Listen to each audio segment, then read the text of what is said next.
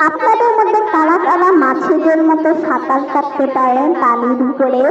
আমরা তো পানির নিচে সাঁতার কাটি, কিন্তু কারা কারা পানির উপরে সাঁতার কাটেন? কারণ আমার নাম হচ্ছে গোলফিশ, আর আপনারা জানেনই গোলফিশ মাছের আই সরি ওয়াটারের নিচে সাঁতার কাটে।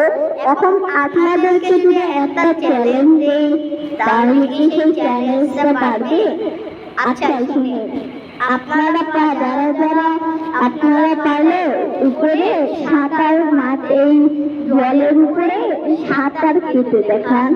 যারা যারা সাঁতার কাটতে পারে তারা তারা ভিডিওটিতে লাইক এবং চ্যানেলটিতে সাবস্ক্রাইব করে দিন।